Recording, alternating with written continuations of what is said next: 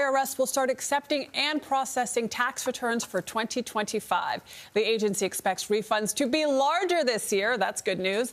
And you may want to get a head start. There are several new credits and deductions available after Congress passed the so-called One Big Beautiful Bill last summer. So to find out what they are, we have CBS News business analyst Jill Schlesinger here to explain. Hi, Jill. Good morning. So do tell, what are these new credits and deductions? Woo, eat your Wheaties. There's a lot of changes this year. So can I do the easy stuff? Yes. April 15th, back to the deadline. No changes there, okay?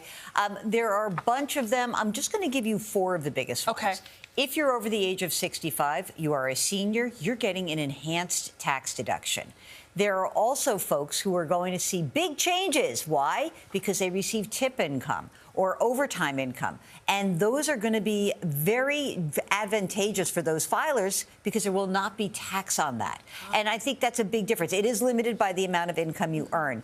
There are also many other provisions inside of this bill, one especially focused on auto loan interest, which is now deductible. So there's so many new parts of the tax code that the IRS has said there's a new form available, and you will see that as you begin the tax filing process. There's also a new program, a tax advantage program for people's kids. Tell us about that. Well, if you had a baby last year, you are going to be entitled to something called the so-called Trump account. Okay. Now, it's a way to save long-term for retirement for your baby.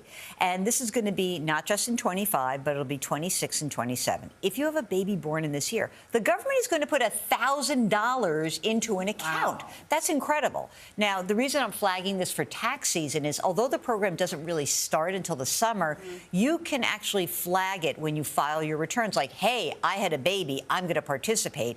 You can also, as a parent and maybe grandparents want to get involved, in addition to what the government puts in, you'll be able to put in $5,000 in a year.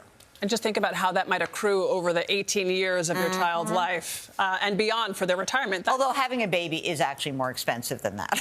Yeah, just a little bit. Heard. Just a little bit. And this is only for people who have babies this year and the next few years, right? Yes, exactly right. So last year, the average tax refund amount was about $3,100. What is your advice for people getting that refund back quickly? Well, first of all, you have to file electronically, use direct deposit. It should be there within 21 days, according to the IRS. People who are clinging to paper returns, man, you are missing the boat. You are going to get your return back much faster.